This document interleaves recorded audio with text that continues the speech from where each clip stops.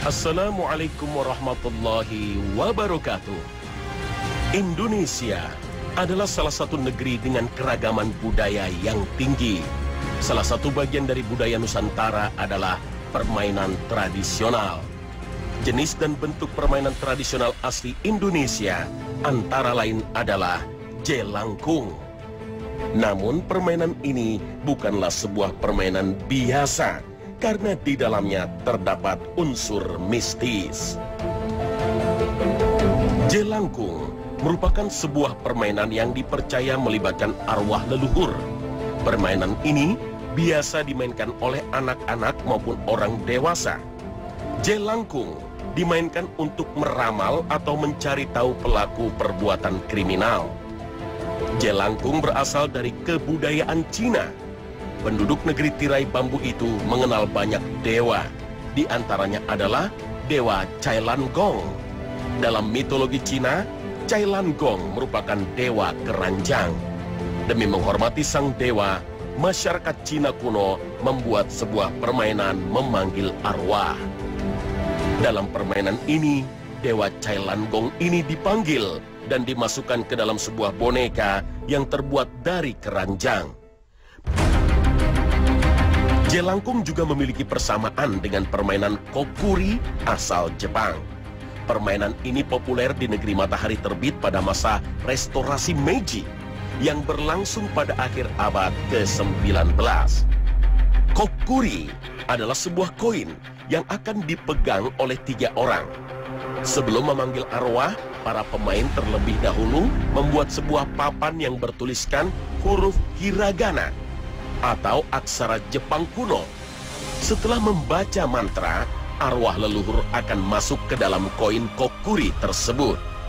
Dan ketika pemainnya mengajukan sebuah pertanyaan, jawaban sang arwah dibaca dari arah yang ditunjukkan oleh koin kokuri di papan huruf hiragana. Aneka pertanyaan gaib sering diajukan dalam permainan kokuri, termasuk kapan datangnya waktu kematian dari para pemainnya. Kokuri dan jelangkung juga mirip dengan permainan Ouija. Permainan ini populer di negeri Eropa. Ouija diperkenalkan oleh Elijah Bond di tahun 1890. Perbedaan Ouija dengan kokuri terletak pada penggunaan huruf pada papan jawaban. Huruf yang digunakan pada permainan Ouija adalah ke-26 huruf alfabet, ditambah 10 nominal angka mulai dari 0 sampai 9. Selain itu, untuk memudahkan interpretasi jawaban dari sang arwah dalam papan Ouija juga terdapat kata yes, no, dan goodbye. Di Indonesia sendiri, jelangkung memiliki beberapa versi. Masyarakat Jawa mengenal jelangkung sebagai permainan Nini Towong atau Nini Towo. Permainan Nini Towo adalah sebuah ritual menolak bala, khususnya untuk menghindarkan bencana, wabah penyakit, atau gagal panen. Permainan Nini Towong masih ditemukan hingga saat ini di beberapa daerah di Pulau Jawa. Salah satu tujuan dari permainan ini adalah mencari tahu siapakah yang melakukan pencurian ternak. Sementara masyarakat Sumatera Barat, khususnya di daerah Minangkabau, mengenal jelangkung dengan istilah lukah gilo. Di daerah pesisir selatan, lukah gilo merupakan salah satu seni pertunjukan yang dimainkan oleh seorang pawang yang disebut sebagai dukun lukah. Lukah merupakan sebuah alat untuk menangkap ikan air tawar. Oleh sang dukun, lukah akan didandani sedemikian rupa sampai mirip dengan boneka manusia. Setelah mirip, sang dukun akan membaca mantra sehingga arwah leluhur memasuki lukah. Setelah itu alat penangkap ikan ini akan bergerak-gerak dengan liar. Masyarakat Minangkabau biasa menggelar pertunjukan lukah gilo pada saat perkawinan atau perayaan adat.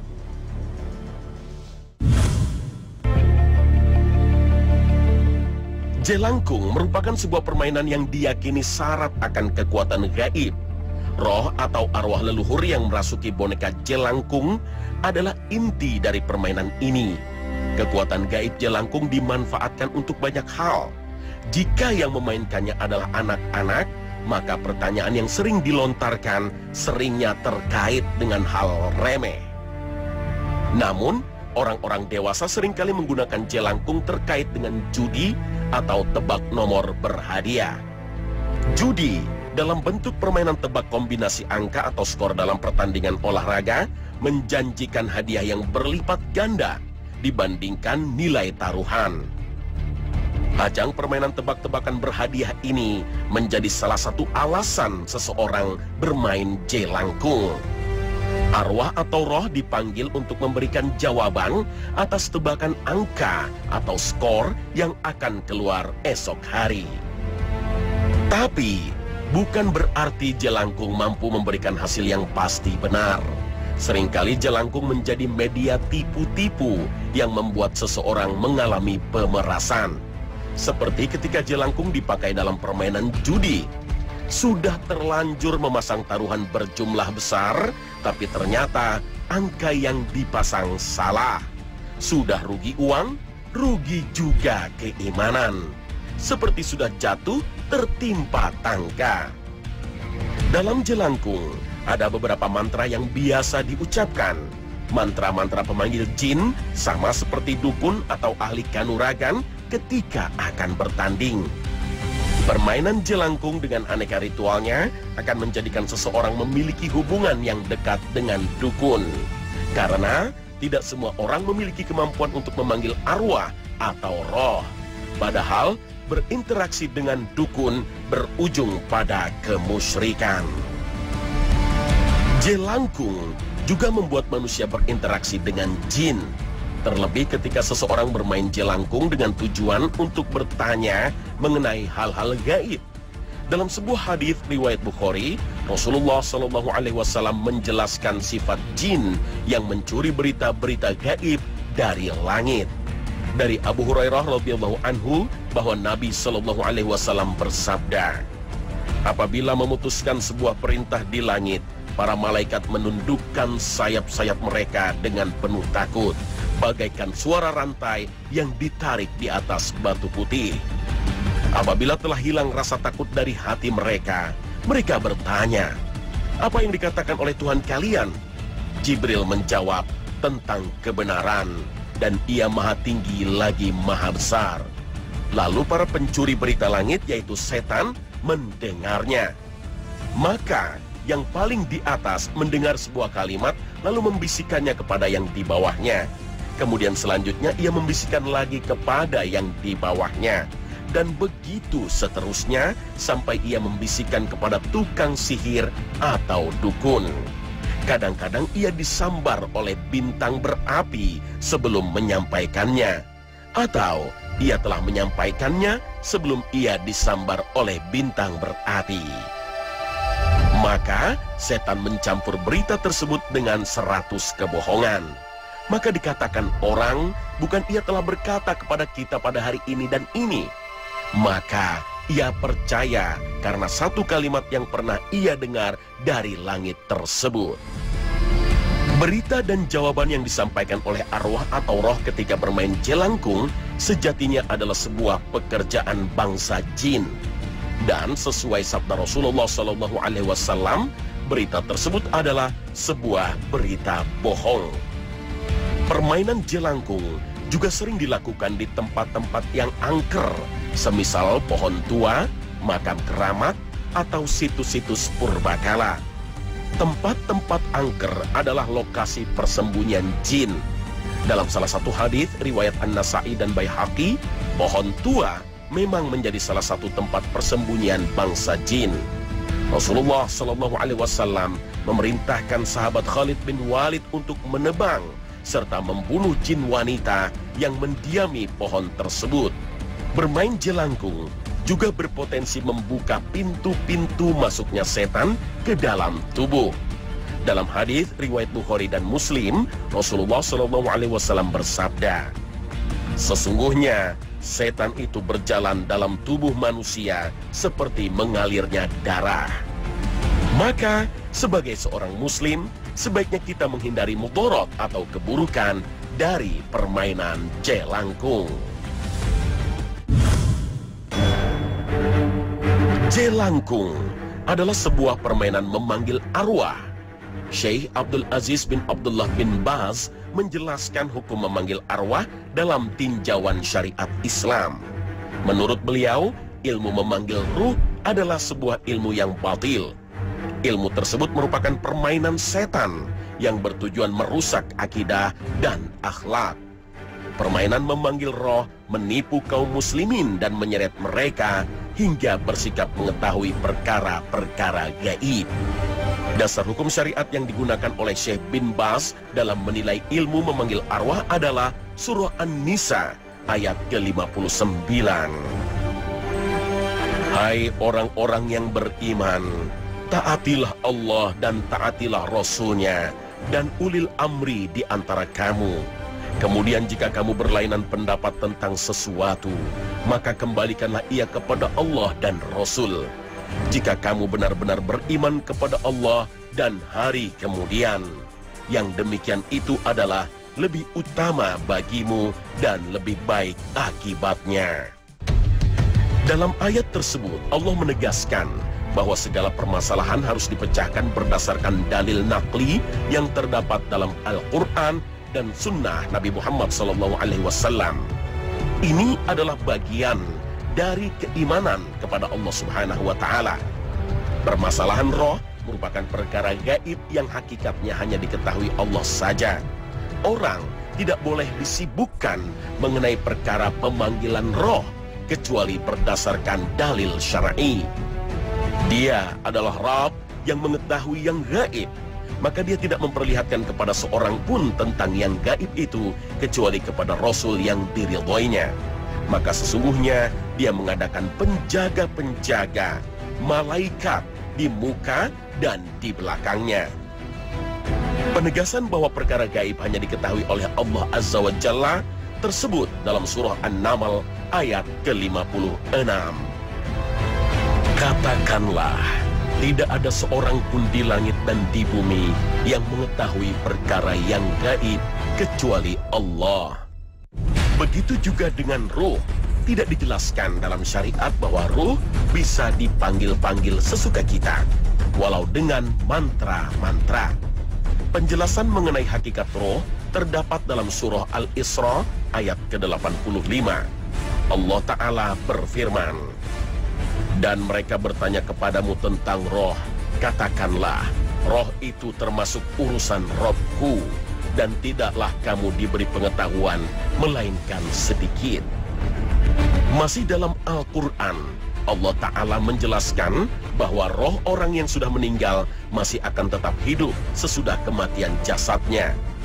Ruh manusia akan menghadapi kehidupan alam kubur, mempertanggungjawabkan sebagian perbuatannya di dunia. Alih-alih ruh dipanggil untuk ikut bermain dalam jelangkung, padahal sibuk menjawab pertanyaan malaikat. Allah memegang jiwa atau roh seseorang ketika matinya dan memegang jiwa seseorang yang belum mati di waktu tidurnya. Maka ia tahan roh orang yang telah ia tetapkan kematiannya dan ia melepaskan lagi roh yang lain sampai waktu yang ditentukan. Rasulullah SAW juga menyebutkan bahwa mayat bisa mendengar suara sandal atau sepatu orang-orang yang mengantarnya ketika mereka meninggalkan kuburnya. Tidak ada landasan dalam Al-Quran dan hadis Nabi SAW yang menjelaskan bahwa orang yang masih hidup bisa bertanya-tanya mengenai berbagai hal kepada roh orang yang sudah meninggal. Hanya Allah Ta'ala yang maha kuasa, lagi maha mengetahui mengenai hakikat kehidupan roh. Allah Ta'ala yang berhak mengembalikan roh kepada jasadnya. Kekuatan ini merupakan hakikat kemahabesaran Allah Azza wa Jalla, di mana tidak ada satupun makhluk yang mampu menandinginya. Syekh bin Baz berpendapat bahwa orang yang mengaku mampu mendatangkan roh adalah seorang pendusta dan penipu. Hal ini mungkin dilakukan oleh para dukun dan penyihir untuk mendapatkan harta atau memperdaya sesama manusia, bahwa ia memiliki kesaktian, dan perbuatan para dukun dan tukang sihir itu bisa merusak agama serta akidah kaum muslimin. Perbuatan para dukun dan tukang sihir itu sejatinya bukan memanggil roh-roh, melainkan memanggil jin dan bersekutu dengan setan. Dan demikianlah kami jadikan bagi tiap-tiap nabi itu musuh, yaitu setan-setan dari jenis manusia dan dari jenis jin. Sebahagian mereka membisikkan kepada sebahagian yang lain perkataan-perkataan yang indah-indah untuk menipu manusia. Jikalau Rabbmu menghendaki, niscaya mereka tidak mengerjakannya. Maka tinggalkanlah mereka dan apa yang mereka ada-adakan. Dan juga agar hati kecil orang-orang yang tidak beriman kepada kehidupan akhirat cenderung kepada bisikan itu. Mereka merasa senang kepadanya, dan supaya mereka mengerjakan apa yang setan kerjakan. Al-Quran Surah Al-An'am ayat 111 hingga 113. Meminta tolong kepada jin untuk mengetahui perkara gaib sejatinya terlarang untuk kaum muslimin, sebagaimana hadis Nabi SAW. Barang siapa yang mendatangi tukang tenung dan membenarkan apa yang dia ucapkan, maka sesungguhnya dia telah kafir terhadap apa yang diturunkan kepada Muhammad SAW. Hadis riwayat Ahmad. Dan roh yang dipanggil oleh para dukun itu merupakan setan dan jin yang membantu mereka sebagai imbalan dari persembahan yang mereka berikan. Persembahan itu sejatinya tidak boleh ditujukan kepada selain Allah, sehingga orang yang memanggil arwah dan mempercayai hal itu sudah sampai pada batas syirik akbar yang akan mengeluarkannya dari Islam. Na'udzubillah min zalik. Pemirsa, sesuai penjelasan ulama, bermain jelangkung untuk mencari tahu perkara-perkara gaib menjadi salah satu pekerjaan jin dalam menyesatkan manusia.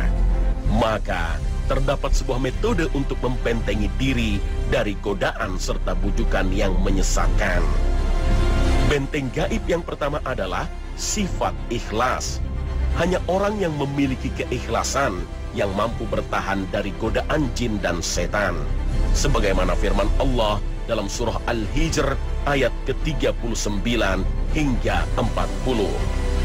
Iblis berkata, "Ya Tuhanku, oleh sebab engkau telah memutuskan bahwa aku sesat, pasti aku akan menjadikan mereka memandang baik perbuatan maksiat di muka bumi, dan pasti aku akan menyesatkan mereka semuanya, kecuali hamba-hamba engkau yang mukhlis di antara mereka." Dalam tafsir Al-Qurtubi, yang dimaksud dengan orang yang mukhlis adalah seorang yang ikhlas. Orang-orang yang beramal tanpa maksud untuk mendapatkan pujian dari sesama manusia.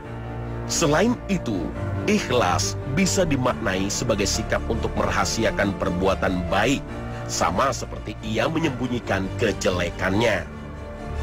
Benteng untuk melindungi diri dari godaan setan adalah beribadah semata hanya untuk Allah. Pada dasarnya, ulama membagi ibadah menjadi 4 jenis. Pertama adalah ibadah badaniyah, yaitu ibadah dengan bertumpu pada kemampuan fisik tubuh, seperti sholat, puasa, ruku, sujud, haji, tawaf, dan sebagainya. Jenis kedua adalah ibadah harta, seperti berkurban, zakat, sedekah, wakaf, dan sebagainya. Sedangkan jenis ketiga adalah ibadah hati, yaitu khusyuk, tunduk patuh, merendahkan diri, mencintai, dan menyayangi. Dan jenis yang keempat adalah ibadah dengan perkataan. Contoh dari ibadah perkataan adalah bersumpah, berdoa, dan memohon ampun. Keempat jenis ibadah ini bermuara kepada satu zat, yaitu Allah Azza wa Jalla. Ini adalah bentuk pengesaan kepada Allah Ta'ala, sebagaimana yang tersurat dalam surah Al-An'am ayat ke-162.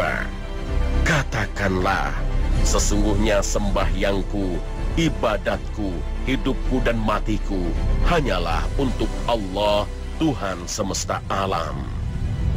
Benteng gaib yang ketiga adalah menjaga diri agar senantiasa berada pada barisan kaum mukmin. Karena sesungguhnya godaan setan akan lebih hebat ketika seseorang berada dalam kesendirian. Sehingga menyibukkan diri dengan cara beribadah secara berjamaah adalah sebuah ikhtiar yang baik untuk membentengi diri dari godaan setan. Hal ini sesuai dengan hadis Nabi SAW dalam riwayat Ahmad dan Tirmizi. Barang siapa yang menginginkan nikmat surga, hendaknya ia berkomitmen kepada jamaah. Karena setan bersama orang yang sendirian, dan dia akan menjaga jarak dari dua orang.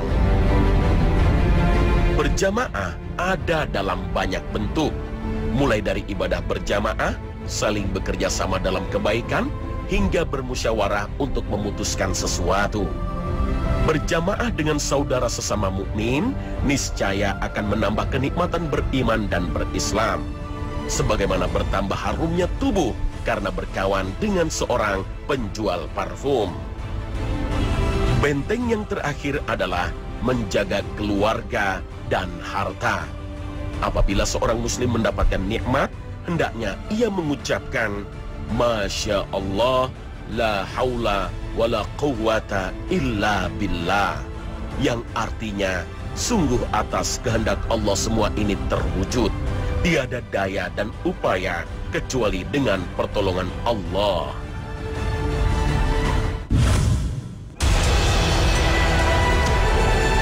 Pemirsa, bermain jelangkung demi mencari jawaban atas perkara-perkara gaib merupakan salah satu upaya setan menyesatkan manusia. Bermain jelangkung dengan cara memanggil arwah dan roh menjadi sarana setan mengajak manusia kepada jalan kesyirikan. Maka, jika pernah mencoba atau menjalankan ritual jelangkung, lebih baik kita bertobat dan berikrar tidak akan pernah mengulanginya lagi. Lebih baik kita memasrahkan serta berikhtiar yang terbaik untuk menyongsong hari esok, daripada meminta tolong pada jin untuk mendapatkan ramalan sebuah kejadian di masa mendatang. Ingatlah akan konsep takdir dan perkara gaib yang mutlak milik Allah. Jangan pernah berusaha mencari-cari jawaban akan sebuah nasib baik di masa mendatang, karena sesungguhnya segala sesuatu yang terjadi adalah atas kuasa Allah. Apapun kejadian, tidak ada yang buruk, karena Allah adalah Rabb yang Maha Pengasih lagi Maha Penyayang.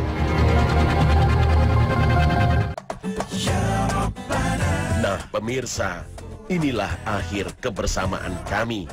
Semoga tayangan hari ini memberikan tambahan wawasan Islami bagi Anda, insya Allah. Mohon maaf bila ada kesalahan kata. Akhir kalam, terima kasih atas perhatian Anda. Barakallahu fikum dan wassalamualaikum warahmatullahi wabarakatuh.